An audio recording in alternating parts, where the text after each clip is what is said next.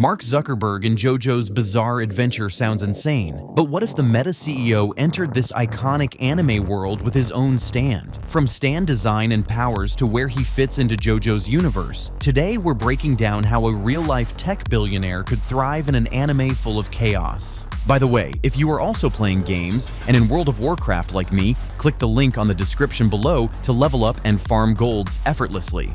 Okay, hear me out. Mark Zuckerberg, the guy behind Facebook, Instagram, and the whole metaverse wakes up one day in JoJo's bizarre adventure. And no, he's not just standing there awkwardly blinking. He's got a full-on stand with insane powers, clashing with vampires, gangsters, and guys who can stop time. This isn't fan fiction. It's a full breakdown of what happens when Silicon Valley's quietest genius becomes JoJo's next wild card. Let's get into it. Zuckerberg in the JoJo universe. Mark Zuckerberg would actually fit weirdly well in JoJo's world. Let's be honest, he already moves and talks like one of those mysterious background stand users you meet once and never forget. But the real question is, where in the JoJo timeline does he show up? He's way too modern for Phantom Blood or Battle Tendency. He'd stick out like a sore thumb in those mustache and ripple eras. Stardust Crusaders could work, but it still feels too punch-heavy for a guy like Zuck. No, the best fit is either Stone Ocean or Steel Ball Run, where JoJo gets deeply philosophical, reality warping, and just straight-up strange. Part 6, with its heavy focus on memory, fate, and spiritual manipulation, aligns with Zuckerberg's obsession with data and control.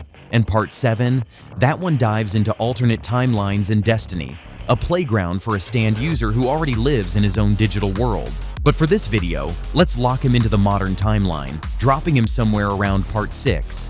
What's his stand called? You know the rules. In JoJo, every stand has a name pulled from music. It's tradition. And for Zuckerberg, we're going with a perfect match. His stand is called Virtual Insanity, named after the 1996 Jamiroquai track. The song is all about disconnection from reality and artificial environments. Basically, the metaverse anthem before the metaverse even existed. Visually, Virtual Insanity looks like a futuristic knight fused with a rogue VR avatar. Imagine metallic armor that shifts like flowing data, LED eyes scanning for patterns, and streaks of neon code racing across its limbs. Its face constantly flickers, and sometimes it splits into pixelated clones that shimmer, glitch, and reform mid-combat. What does his stand actually do? JoJo powers are never basic. They're layered, twisted, and weirdly specific. Zuckerberg's stand is no exception. Virtual Insanity has the terrifying ability to digitally rewrite a person's perception of reality. He doesn't just cast illusions, he remaps how the brain processes the world. Once you're under the stand's influence, you might feel like you're drowning when you're standing still. You might mistake friends for enemies. You could lose your sense of direction or even forget what time is. It's like stepping into the worst parts of the metaverse, except you can't log out. But that's not all. Zuck's stand also has a secondary power called data sync. For brief moments, he can sync with another person's mind, copying their skills, thoughts, or even their combat style. He doesn't get to keep these abilities forever, but during a fight, he can turn your own strengths against you. Of course, there are limits. Virtual Insanity is a manipulator, not a bruiser. If you're someone who fights on raw instinct like Jotaro with Star Platinum, or if you can resist illusion through sheer force of will, you've got a shot. How does Zuckerberg fight? Mark Zuckerberg isn't going to throw hands. He fights like a chess grandmaster, not with brute force, but by setting traps, manipulating environments, and flipping the script when you least expect it. In combat, he'd be more like Rohan Kishibe or Enrico Pucci Calm, calculating, always 2 steps ahead. His battlefield isn't a physical arena, it's your mind. Imagine this. A Dio-style brute charges in, fists flying. But suddenly, the walls seem to close in. His punches begin missing wildly, aimed at illusions. Before he knows what's real, Zuckerberg has already synced with him, downloaded his strategy, and exposed his mental weak spot. Now picture a fight with someone like Jolene. She's reactive, smart, and relentless. She might actually see through the illusion, picking up on small inconsistencies, and breaking free through grit and instinct. Zuck would be forced to adapt, maybe go for a risky mental sync to turn the tide. Against someone that sharp, it becomes a psychological deathmatch. Would he be a hero, villain, or wild card? Now this is where it gets juicy. In JoJo, characters often blur the lines. Dio was obviously a villain, but guys like Kira or Diavolo had personal codes. Even Poochie thought he was doing something noble. Zuckerberg's anime self? Total gray area manipulator. He's not out to conquer the world, but he is obsessed with control of data, behavior, and outcomes. He wants to optimize society, maybe even fix it with his metaverse vision. That would absolutely clash with the Joestar bloodline's belief in personal freedom and fighting fate. He's probably not the big bad, but he's definitely an antagonist, maybe a mid-tier villain who's running a massive experimental network that traps people in virtual stand illusions. And unlike Dio or Cars, he wouldn't monologue. He'd just stare and say, "This is statistically optimal." That makes it way worse. How would other JoJo characters react to him? Jotaro would instantly be on edge. A guy like Zuckerberg, who tampers with how people perceive reality, that's the opposite of Jotaro's direct, no-nonsense approach. It would be a tense encounter, probably ending with a well-timed Star Platinum punch the moment Zuck gets too cocky.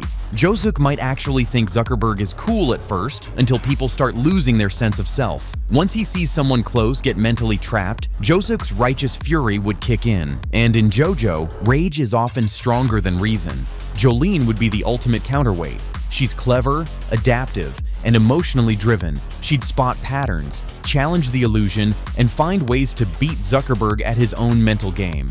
Then there's Poochie. Oh, Poochie would absolutely team up with him. Both want to rewrite reality. Both think they're making the world better. The only difference is philosophy. Zuckerberg wants order. Poochie wants destiny. Together, they could push stand evolution into a whole new digital frontier. Zuckerberg's boss battle. Every JoJo villain needs a final form, right? For Zuckerberg, that transformation comes when virtual insanity evolves into something far more dangerous. A new stand called Code of Silence. This isn't just a stronger stand, it's a network. Zuckerberg hooks into a server-based stand hub, letting him extend his powers across thousands of digital nodes. Suddenly, he's not just warping the perception of one person, he can target entire rooms, create illusions on a mass scale, and spawn digital clones of himself to confuse his enemies. But here's the twist. In this evolved state, Zuckerberg's consciousness is locked inside the digital core. He's more powerful, but also more vulnerable. In the final battle, he traps the Joestar crew inside a Matrix-style stand illusion, forcing them to relive their worst memories and deepest fears. It's a showdown of perception versus emotion, of data versus chaos. But if there's one thing JoJo characters always bring to the table, it's unpredictable heart. In the end, Zuckerberg's downfall isn't a broken system, it's a failure to account for the sheer stubbornness of human will. The more you think about it, the more this crossover makes sense. Zuckerberg is mysterious. He's emotionally unreadable. He's obsessed with virtual environments. He even talks like a JoJo character during tech keynotes. He's got the stillness, the calculated gaze, and that robotic charisma that screams mid-season boss. Could he beat other stands? Zuckerberg could absolutely defeat some iconic stands, especially those that rely on manipulation rather than brute strength. Tamami's surface, for example, would crumble under the complexity of virtual insanity. Yuya's highway star might be fast, but if Zuck controls perception of space, he could trap Yuya in an endless loop. Even Yukako's Love Deluxe would struggle, because what's the point of controlling hair if you can't even sense the battlefield? But against top-tier combat monsters, Zuckerberg is toast. Star Platinum would blitz through the illusion with sheer speed and precision. And Made in Heaven? Time acceleration would break the entire digital framework before Zuckerberg could even process it. This isn't just a joke crossover idea. Zuckerberg and JoJo's Bizarre Adventure genuinely match on energy. Both are about power in strange forms. Both are obsessed with legacy, identity, and how perception shapes the world. Zuckerberg as a stand user isn't funny. It's plausible in the logic of JoJo. So yeah, Zuckerberg and JoJo is terrifying, stylish, and honestly kind of genius. If you like this breakdown, give it a like, subscribe if you haven't already, and check out more anime meets real life content. And let us know in the comments, what would your stand be called?